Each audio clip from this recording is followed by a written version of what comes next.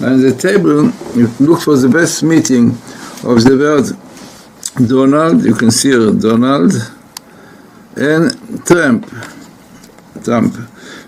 One should know it could not come in one sentence because a lot of letters. But this is the best meeting in the book of Deuteronomy, which is against our thousand, against our millennia.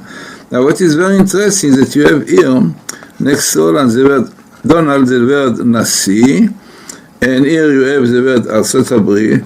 But the most interesting is that you have the exact date of the election, which is really Chet Cheshvan, which is really the 9th of November, which is exactly a day after the election will be on the 8th. So this is the day when Donald Ibacher will be elected. Amazing. Coming here, best meeting, Ibacher, and also the small, very small skip. But all this interesting comes, we have Mashiach twice here. Mashiach, because Mashiach Hashem Lokecha.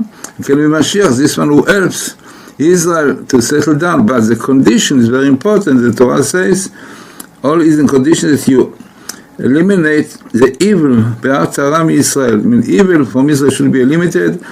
It means that they will have to keep the Torah properly, the Sabbath and all, to do with the Torah. And then also you have the year, 777, which is the year, next year.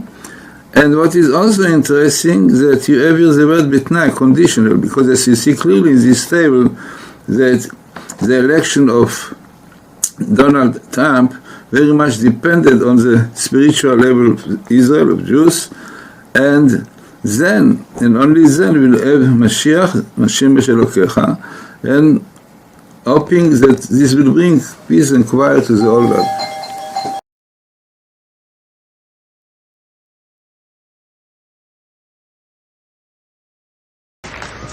I love the people in this room.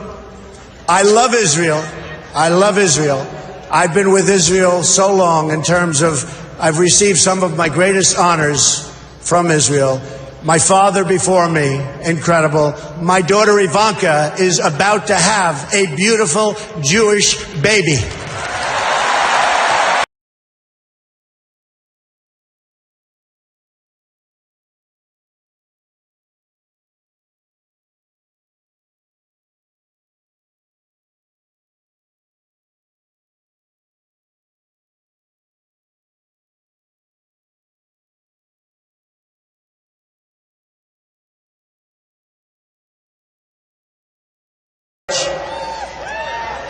I speak to you today as a lifelong supporter and true friend of Israel.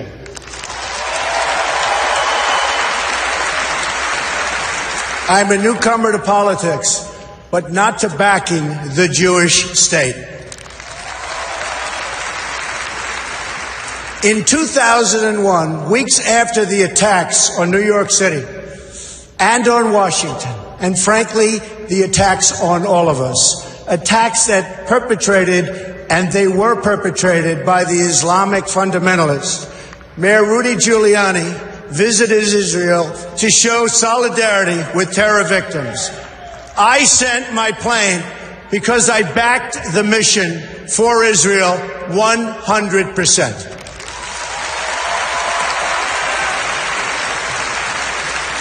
In spring of 2004, at the height of the violence in the Gaza Strip, I was the Grand Marshal of the 40th Salute to Israel Parade, the largest single gathering in support of the Jewish state.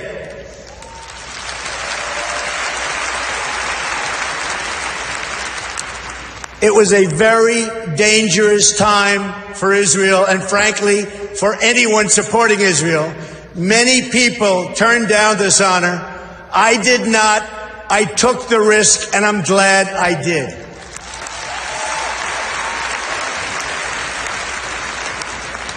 But I didn't come here tonight to pander to you about Israel. That's what politicians do. All talk, no action, believe me. I came here to speak to you about where I stand on the future of American relations with our strategic ally, our unbreakable friendship, and our cultural brother, the only democracy in the Middle East the state of Israel.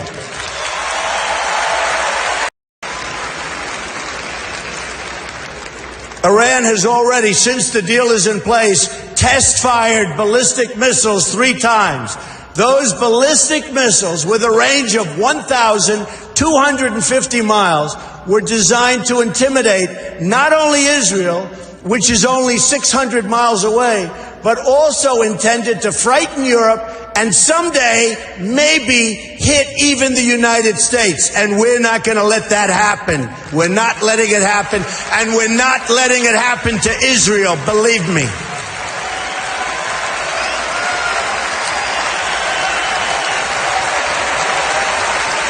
Thank you. Thank you. Do you want to hear something really shocking? As many of the great people in this room know, painted on those missiles in both Hebrew and Farsi were the words, "Israel must be wiped off the face of the earth." You can forget that. President Obama, in his final year, yay.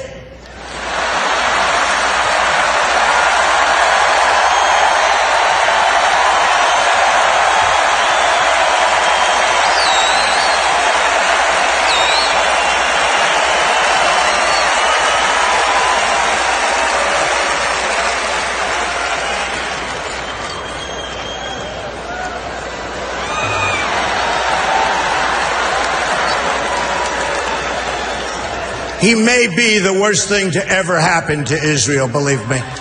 Believe me. And you know it, and you know it better than anybody. In 2008, Prime Minister Olmert made an equally generous offer. The Palestinian Authority rejected it also. Then John Kerry tried to come up with a framework, and Abbas didn't even respond, not even to the Secretary of State of the United States of America. They didn't even respond. When I become president, the days of treating Israel like a second-class citizen will end on day one.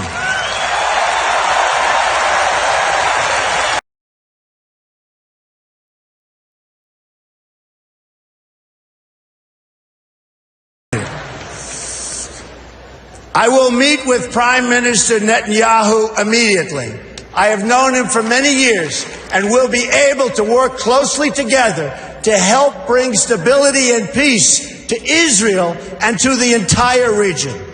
Meanwhile, every single day you have rampant incitement and children being taught to hate Israel and to hate the Jews. It has to stop.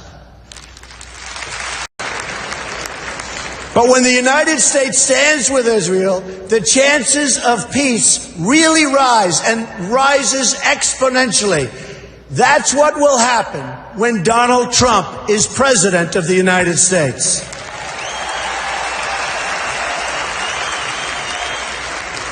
We will move the American embassy to the eternal capital of the Jewish people, Jerusalem. Incompetent agreement that anybody has ever seen. We will protect Israel totally.